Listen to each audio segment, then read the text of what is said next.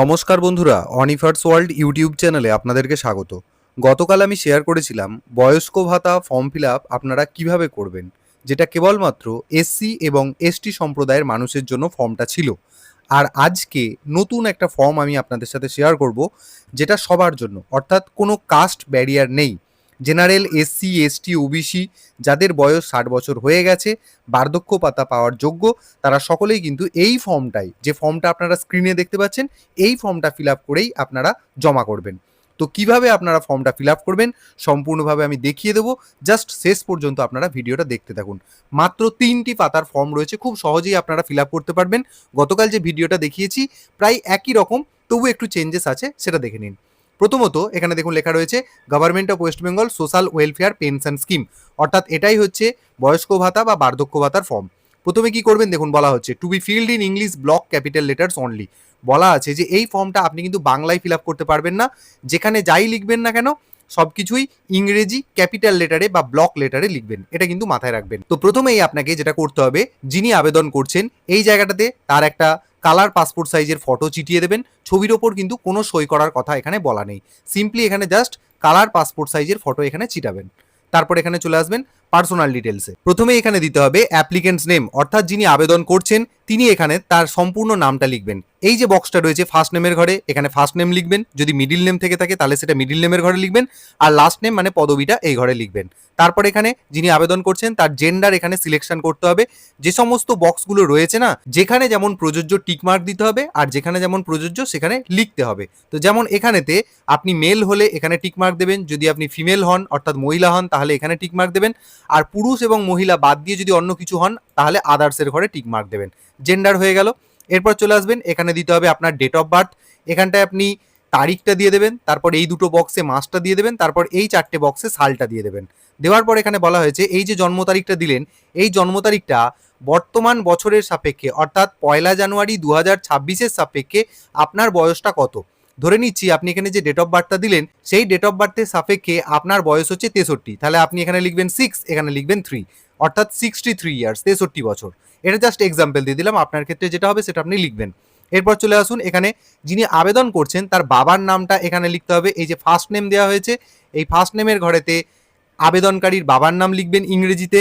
যদি আবেদনকারীর বাবার মিডিল নেম থেকে থাকে তাহলে মিডিল নেমের বক্সে লিখবেন, আর এই জায়গাটাতে পদবি লিখবেন। তারপর ঠিক একইভাবে এখানে মায়ের নাম, মায়ের যদি মিডিল নেম থেকে থাকে এখানটায় লিখবেন, তারপর এখানে লাস্ট নেমের ঘরেতে পদবিটা লিখবেন। লেখার পর যিনি আবেদন করছেন তিনি কোন কাস্টের অন্তর্ভুক্ত, দেখুন আমি বললাম এই ফর্মটা সবার জন্য। জেনারেল হলে এখানেতে টিকমার্ক দেবেন, যদি এসসি হন তাহলে এখানে টিকমার্ক দেবেন, এসটি হলে এখানে, আর জেনারেল, এসসি, এসটি বাদ দিয়ে যদি অন্য কিছু জাতিভুক্ত হন তাহলে আদার্সের ঘরে টিকমার্ক দিয়ে দেবেন।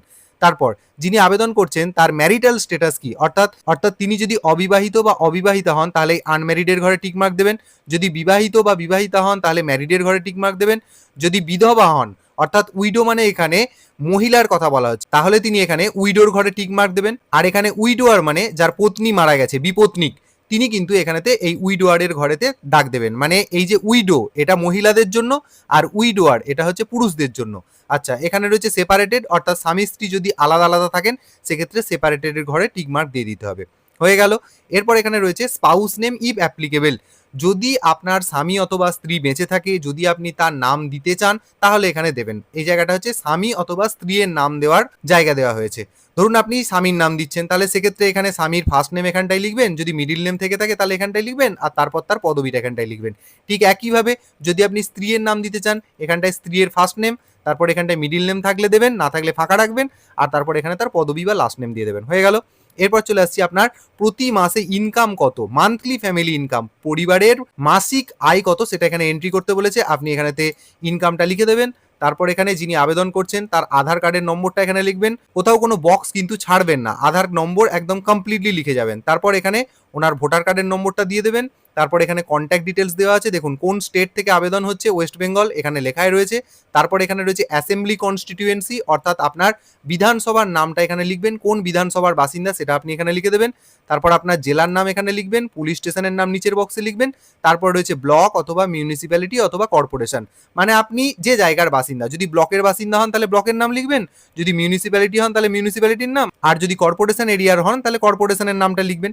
সেই অ্যাকর্ডিং এরপর আপনাকে দিয়ে দিতে হবে গ্রাম পঞ্চায়েতের নাম। যদি আপনি ব্লকে বাস করেন তাহলে এখানেতে পঞ্চায়েতের নামটা লিখবেন। যদি আপনি মিউনিসিপ্যালিটি বা কর্পোরেশনের বাসিন্দা হন তাহলে আপনাকে এখানে ওয়ার্ড নম্বরটা লিখে দিতে হবে। তারপর এখানে রয়েছে ভিলেজ, টাউন অর সিটি। যদি গ্রামে থাকেন একই রকমভাবে গ্রামের নাম, শহরে থাকলে শহরের নাম, আর যদি বড় শহরে থাকেন বড় শহরের নাম, যার ক্ষেত্রে যেমন প্রযোজ্য। এরপরে রয়েছে হাউস অথবা প্রিমাইস নাম্বার, অর্থাৎ আপনার বাড়ির নম্বর এখানে চাওয়া হচ্ছে। যদি জানতে পারেন তাহলে এখানে লিখবেন, না হলে ফাঁকা রেখে দেবেন। এটা কিন্তু বাধ্যতামূলক জায়গা নয়। তারপর এখানে রয়েছে স্ট্রিট নেম, অর্থাৎ আপনার রাস্তার নাম। আপনি যেখানে থাকেন সেখানে যদি কোনো স্পেসিফিক রাস্তার নাম থেকে থাকে তাহলে লিখবেন, না হলে ফাঁকা রেখে দেবেন। এরপর আপনাকে পোস্ট অফিসের নাম দিতে হবে, এটা দিতেই হবে, এটা বাধ্যতামূলক। পোস্ট অফিস আপনার কোথায় বা আপনার পোস্ট অফিসের নাম কি দিয়ে দেবেন। তারপর এখানে আপনি পিন কোড দিয়ে দিলেন। তারপর এখানে রয়েছে যে কত বছর ধরে আপনি পশ্চিমবঙ্গে বসবাস করছেন। যত বছর ধরে করবেন সেই বছরটাকে এখানে লিখে দেবেন। ধরে নিচ্ছি আপনি জন্ম থেকেই এখানে বসবাস করছেন, 63 বছর আপনার বয়স, তাহলে এখানে লিখে দেবেন 63, অর্থাৎ 63 বছর ধরেই আপনি পশ্চিমবঙ্গে বসবাস করছেন। মাস লেখার কোনো প্রয়োজন নেই। এরপর আপনি এখানে নিজের মোবাইল নম্বর দিয়ে দেবেন। যে মোবাইল নম্বরটা দেবেন সেটা যেন আধার কার্ডের সাথে লিঙ্ক থাকে। তারপর যদি আপনার ইমেল আইডি দিতে চান দেবেন, না হলে ফাঁকা রেখে দেবেন। এরপর ব্যাংক অ্যাকাউন্ট ডিটেলস আপনাকে ফিল আপ করতে হবে। আপনার যে ব্যাংক অ্যাকাউন্ট, স্টেট ব্যাংক হতে পারে, পাঞ্জাব ন্যাশনাল ব্যাংক হতে পারে, মানে ব্যাংকটার নামটা এখানটাতে আপনাকে লিখতে হবে। তারপর সেই ব্যাংকটার ব্রাঞ্চ নেম, মানে কোথায় অবস্থিত সেই ব্যাংকটা, ব্রাঞ্চের একটা নেম থাকে না, ব্যাংক ব্রাঞ্চ নেম, সেই ব্রাঞ্চ নেমটাকে এখানে লিখবেন। তারপর ব্যাংক অ্যাকাউন্ট নম্বরটাকে এখানে নির্ভুলভাবে লিখবেন, আর আইএফএসসি কোডটাকে এই নিচের বক্সে লিখবেন। এই যে ব্যাংক ডিটেলসটা, এটা কিন্তু খুব ভালোভাবে লিখবেন, ভুল হলে কিন্তু টাকা পাবেন না। অতএব এটা লেখার জন্য অবশ্যই নিজের যে পাসবই রয়েছে সেই পাসবইয়ের সাহায্য নেবেন। ব্যাংক ডিটেলস হয়ে গেল। এরপর আপনাকে কোন কোন ডকুমেন্ট দিতে হবে সেটা এখানে বলা আছে। যে যে ডকুমেন্টগুলো আপনি দেবেন প্রত্যেকটার পাশে এমনি করে টিক মার্ক দিয়ে দেবেন। প্রথম ডকুমেন্ট কি দিতে হবে দেখুন, বলেছে পাসপোর্ট সাইজের একটা ফটো দিতে হবে এবং সেটা যেন কালার ফটোগ্রাফ হয়। অবশ্যই সেটা ফর্মের মাথায় চিটিয়ে দিতে হচ্ছে, অতএব এখানে একটা টিক মার্ক দিয়ে দিলেন। তারপর এখানে আপনাকে আধার কার্ডের জেরক্স দিতে হবে, আধার কার্ডে টিক মার্ক দিয়ে দিলেন। এপিক কার্ড বা ভোটার কার্ডের জেরক্স দিতে হবে, সেটাতে টিক মার্ক দিয়ে দেবেন। তারপর যদি আপনার কাস্ট সার্টিফিকেট থেকে থাকে, মানে জেনারেলের তো দরকার নেই, এসসি এসটি ওবিসি সম্প্রদায়ভুক্ত যাদের ক্ষেত্রে যেমন প্রযোজ্য, যে যেমন সার্টিফিকেট দেবেন এখানে টিক মার্ক দিয়ে দেবেন। তারপর আপনাকে রেসিডেন্সিয়াল সার্টিফিকেট দিতে হবে, এটা আপনি পঞ্চায়েত থেকেই পেয়ে যাবেন। রেসিডেন্সিয়াল সার্টিফিকেট এখানে দিয়ে দেবেন, অরিজিনাল দিতে হবে। তারপর হচ্ছে ইনকাম সার্টিফিকেট দিতে হবে, এটাও আপনি পঞ্চায়েত অফিস থেকে পেয়ে যাবেন। আর যদি আপনাদেরকে বলে যে বিডিও অফিস থেকে নিতে হবে, তাহলে আগে পঞ্চায়েত থেকে ইনকাম সার্টিফিকেটটা কালেক্ট করবেন, তারপর অনলাইনে বিডিও ইনকাম সার্টিফিকেটটাকে আবেদন করে এর সাথে জুড়ে দেবেন। কিন্তু যেহেতু সময় বেশি নেই, আপনি পঞ্চায়েত থেকেই কালেক্ট করে নিয়ে এর সাথে অ্যাটাচ করে দেবেন, আসল দেবেন।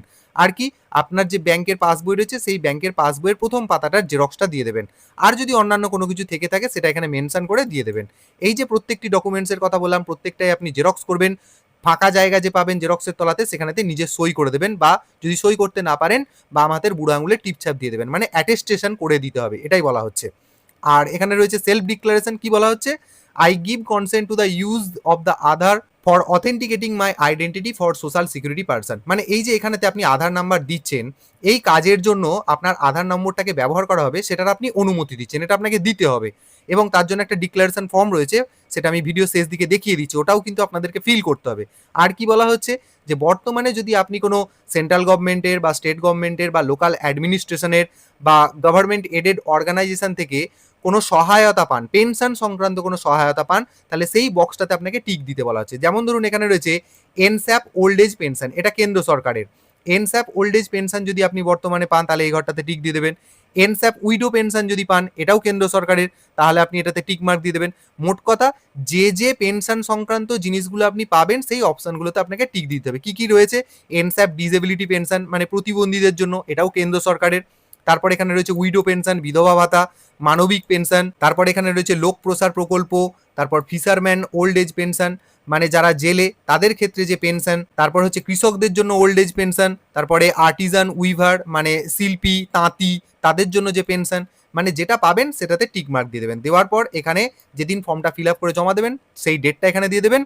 আর যিনি আবেদন করছেন তিনি এখানে সই করে দেবেন। সই করতে না পারলে বাম হাতের বুড়ো আঙুলের ছাপ দিয়ে দেবেন। এরপর সোজা চলে আসবেন, এই যে অ্যাকনলেজমেন্ট এসব লেখা আছে এসব আপনার দেখার দরকার নেই, একদম নিচের দিকে চলে আসবেন। ফর অফিস ইউজ অনলি, এই জায়গায় আপনার কোনো কিছু করার দরকার নেই। একদম নিচের দিকে চলে এসে এখানে একটা ডিক্লারেশন বা অথেন্টিকেশন ফর্ম আপনাকে দেওয়া হবে। কি না, কনসেন্ট ফর আধার অথেন্টিকেশন, বাংলাতেও পাবেন এবং ইংরেজিতেও পাবেন। দেখুন যেটা আপনার ক্ষেত্রে সুবিধা হবে সেই জায়গাটুকু করবেন। যদি কেউ ইংরেজিতে এই জায়গাটা ফিল আপ করেন তাহলে তার বাংলাটার দরকার নেই, আর কেউ বাংলাটা করলে ইংরেজিটার দরকার নেই। তো ধরুন আমি ইংরেজিতেই করে দেখাচ্ছি। এখানে আপনাকে যেটা দিতে হবে, আপনার আধার নম্বরটা এখানে বসিয়ে দিতে হবে। এই আধার নম্বর ধরেই সমস্ত কিছু কাজকর্ম করা হবে। তো সেটারই অনুমতি আপনি দিচ্ছেন বলেই আপনাকে এই জায়গাটা ফিল আপ করতে হচ্ছে। যদি না দেন তাহলে কিন্তু পাবেন না। তাহলে এই জায়গাটায় আপনার নিজের আধার নম্বর বোস করিয়ে দিলেন, তারপর এখানেতে যার আধার কার্ডের নম্বরটা বসালেন তাকে এখানটায় সই করতে হবে এবং তার নামটা এখানে ক্যাপিটাল লেটারে লিখে দিতে হবে। ভালো করে বলে দিই, এই জায়গাটায় যিনি আবেদন করছেন তিনি সই করবেন। দেখুন বলা আছে signature of the Aadhaar number holder, এখানটায় সই হবে বা বাম হাতের বুড়ো আঙুলের ছাপ হবে। আর এখানে হচ্ছে যিনি আবেদনটা করছেন তার নামটা ক্যাপিটাল লেটারে লিখে দেবেন, নেম অফ দ্য অ্যাপ্লিক্যান্ট। ব্যাস, আমাদের ফর্ম ফিল আপ কিন্তু কমপ্লিট। তো এইভাবে যারা এখনো ফর্মটা ফিল আপ করেননি, এসসি এসটি ওবিসি জেনারেল যাদের বয়স 60 বছর পেরিয়ে গেছে বা 60 বছর হয়েছে, তারা অবশ্যই দ্রুততার সাথে ফর্মটা ফিল আপ করে আপনাদের যে বিডিও অফিস বা ক্যাম্প অফিস রয়েছে সেখানে জমা করুন। আর যারা যারা করেননি এই ফর্ম ফিল আপ, তাদের সাথে অবশ্যই ভিডিওটি শেয়ার করে দিন এবং আপনারা যারা আমার চ্যানেলে নতুন তারা চ্যানেলটিকে সাবস্ক্রাইব করে নিতে ভুলবেন না।